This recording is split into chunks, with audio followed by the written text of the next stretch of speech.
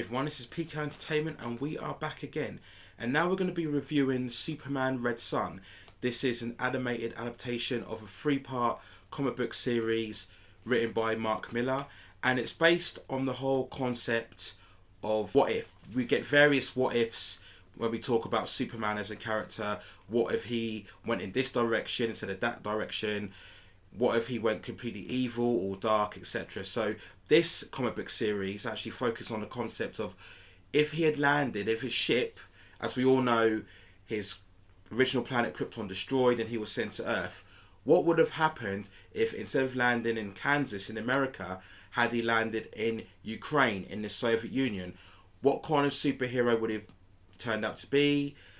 How would the people have responded to him in that country? How would it have been viewed differently amongst the whole world? That's the kind of concept we're getting into here. So this is adaptation, which is the 37th animated DC movie. Now there's an endless string of them here. And for me, this is actually, surprisingly, amongst one of the best, or one of the best of the recent run. There's been quite a long, disappointing outlay recently of DC animated movies. The Wonder Woman Bloodlines movie was very disappointing in my opinion.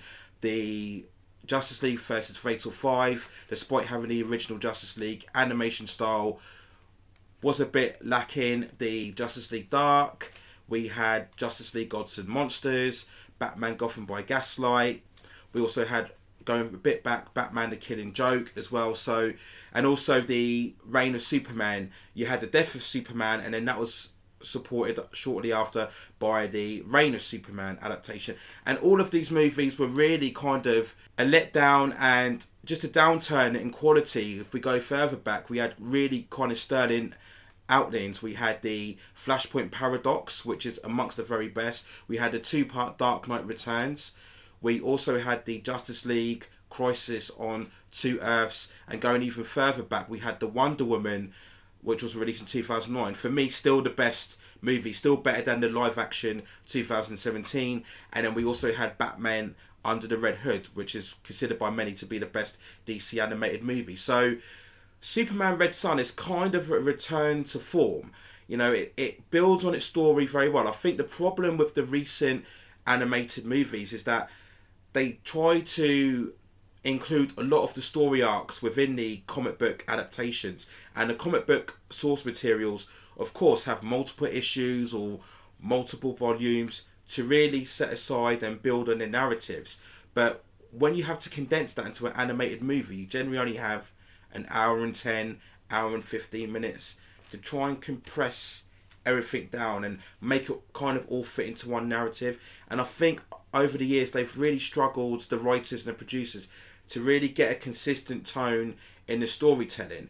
But with Superman Red Son, they've really found a way to kind of combat those hurdles. It's really good. The danger you have when you're doing an alternative Elseworld version of Superman, it tends to be, oh, it's a gritty dark version. You know, we have the classic Injustice storyline. But the Superman Red Son here, Superman is still very much on the side of good. He cares a lot about society and how people are viewed, how people are treated.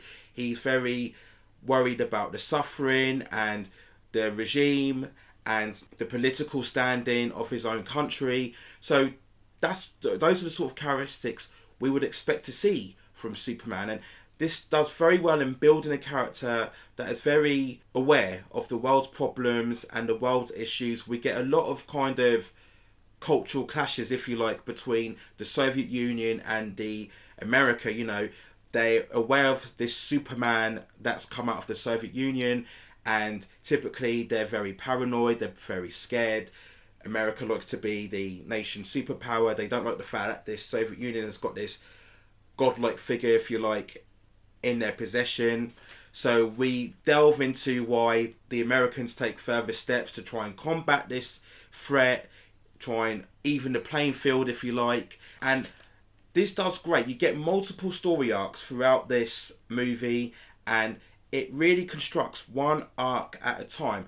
We also have Lex Luthor, who is kind of aiding the government in various projects. He's married to Lois Lane in this, who is kind of a journalist stroke kind of political sort of analysis, and she as well is very interested in this Superman and what's his agenda and what does he believe. Why does he have so much faith in his own regime? Does he not know of the potential threats or the problems that are going on with his own regime? So she questions his own kind of ethics and his own morality. We get a great scene between the two early in the film where they kind of, again, Superman states he stands for certain principles, and then she combats him and says, oh, are you against free speech, freedom of ideas? So there's a lot of concepts and ideas crossing between each characters, but it doesn't necessarily have to deconstruct them, right? This is a problem a lot with the DCU, that it had to deconstruct these characters just in order to try and make them more complex or more kind of morally ambiguous. But Superman Red Son doesn't do this. The voice work is very good. Jason Isaacs is the main part as Superman. He handles the Russian accent very well. The animation is nice and crisp, moves very smooth, nice clear lines. I know a lot of people have criticised that why can't these DC movies adopt more the artwork of the original source material, but this is in line with most of the other animated series. They normally have the similar style. If you're kind of, maybe that's just to save budget and just save issues of having to get various different artists, but the animation is fine, the colour is nice and crisp, the movement between each characters flows very well. It does have a very cinematic feel to it. It's not as violent or as graphically violent as some of the more recent DC animated movies are. They want to have this sort of darker, more adult tone. It's not as graphically violent, but the moments of violence do happen are quite shocking. I think the reason for that is because they're quite dramatic, because the story is told in such a bold and strong way that when the violence comes, it's more of a dramatic effect as opposed to a graphic effect. I think there's only one swear word halfway through, so you don't have to worry too much about any ongoing kind of foul language. Some of the DC movies, they do overload that a bit more. I think some of the Suicide Squad movies tend to have more loud language, but you don't have to worry about that as such here. But yes, everything flows very well. Nothing is convoluted.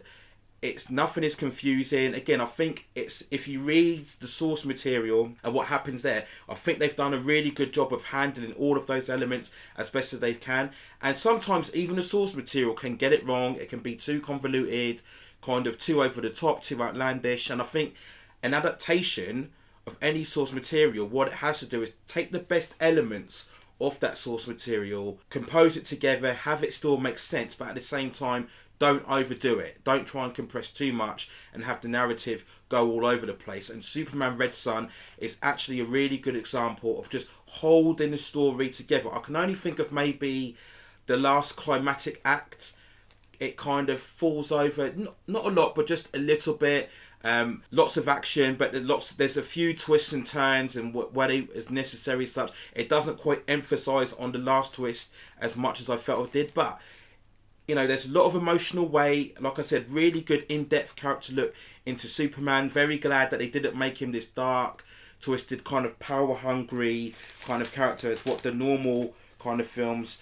We do get, again, without spoiling, there's a lot of other classic DC characters that get involved in this. There's a great middle section, I think was really kind of more dark and very compelling and very much of a surprising twist, if you like, with a certain character, a certain famous DC character, and the way they handled him, again, fitting with the source material. I found it really surprising, considering the way the movies and animations have recently treated the character and the relationship with Superman.